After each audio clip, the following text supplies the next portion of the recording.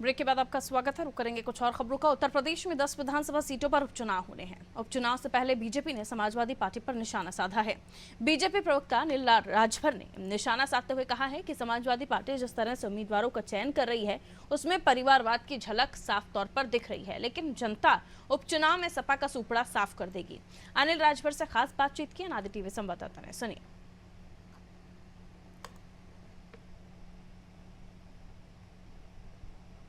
आवास पर कल सुपर 30 की बैठक हुई, कोर कमेटी की बैठक हुई और बैठक में उपचुनाव पर मजबूत रणनीति तैयार की गई।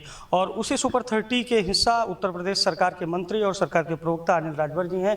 सर, कल सुपर 30 की भी बैठक हुई, कोर कमेटी की भी बैठक हुई, सीएम ने भी जिम्मेदारी ली और कई वरिष्ठ सदस्यों को जिम्मेदारी दी। आप लोगों के पास पहले से ही सीटों की जिम्मेदारी है, क्या तैयारी है? 10 सीटें आत्मसम्मान की लड़ाई है भाजपा के लिए, जिस तरह से लोकसभा चुनाव में परिणाम रहे। नहीं, 10 की 10 सीटें जीतने जा रही है भारतीय जनता पार्टी। और लोकसभा के चुनाव के दृष्टि से अगर हम देखें तो सारे विपक्ष का चेहरा बेनकाब हो गया है। उत्तर प्रदेश की माताएं बहनें इंतजार कर रही हैं, कहाँ गया खटाखट।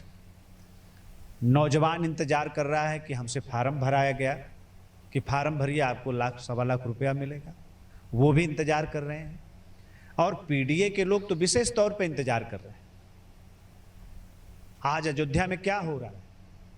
एक अति पिछड़े समाज की बेटी के इज्जत के साथ जिस तरह से खिलवाड़ किया गया और समाजवादी पार्टी के वहां के सांसद जिस तरह से बलात्कारी के पक्ष में और उसके संरक्षण में खड़ा होते हुए दिख रहे हैं, तो पूरा पिछड़ा भी इंतजार कर रहा है।